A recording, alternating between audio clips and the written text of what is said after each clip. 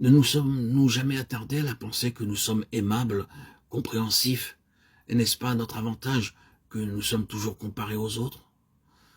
N'avons-nous jamais dit « je ne suis pas égoïste » et regarde très durement l'égoïsme des autres? N'y a-t-il pas le danger qu'un esprit de jugement envers les autres commence à nous gagner? Paul dit que je sois trouvé en lui, n'ayant pas ma justice. Philippiens 3,9. C'est le contentement de nous-mêmes et nos jeux aimés qui sont si répugnants aux yeux de Dieu. La révélation de Dieu nous donnera une telle lumière sur la laideur du jeu et des mets que nous dirons. Désormais, Seigneur Jésus, que ce soit toi et tes, nous serons plus déterminés à le justifier, lui, et à sa manière d'agir envers nous, qu'à nous défendre nous-mêmes. Être tenu pour digne de souffrir avec Christ est de loin une bénédiction plus grande que d'être admiré de tout le monde. Être honoré de la communion de Jésus dans sa croix est beaucoup mieux que d'être assis en tant que chef comme un roi sur les autres. Et est-ce ceci votre photographie spirituelle aujourd'hui? Est-ce que vous dites, je me souviens lorsque le Seigneur m'amena à être à lui dans un cœur sans partage? Je le remercie pour sa miséricorde envers moi, le premier des pécheurs. Il a conquis ma volonté. Dans l'épreuve, j'ai pu dire sans hésitation, l'Éternel a donné et l'Éternel a ôté. Que le nom de l'Éternel soit béni.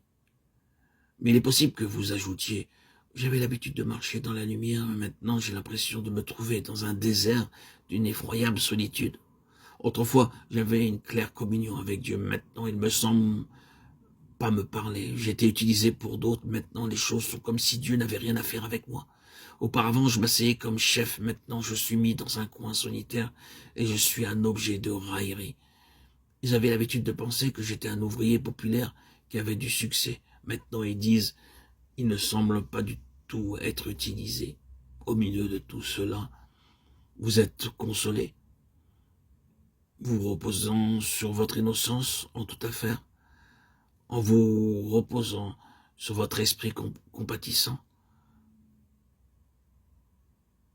Combien désintéressés vous étiez, combien bons envers les autres, quelle qu'ait été leur attitude. Vous n'avez pas agi comme eux. Avez-vous été plus occupé à vous justifier vous-même, plutôt qu'à dire « c'est Dieu qui m'a conduit dans ce chemin de l'épreuve, et je préfère marcher avec lui que d'avoir tous les honneurs que le monde peut donner ». Il n'est pas facile d'apprendre à posséder l'esprit de l'agneau quand nous nous asseyons comme roi et chef au milieu des autres. Après la révélation qu'il eut de Dieu, Job cessa de se confier en lui-même et dit « Je me répands sur la poussière et sur la cendre, je ne me justifierai plus ». Alors arriva le tournant décisif. L'Éternel donna à Job le double de tout ce qu'il avait eu. Job 42,10. C'est toujours le but du Seigneur. Le Seigneur pouvait, en toute confiance, lui donner maintenant une double portion.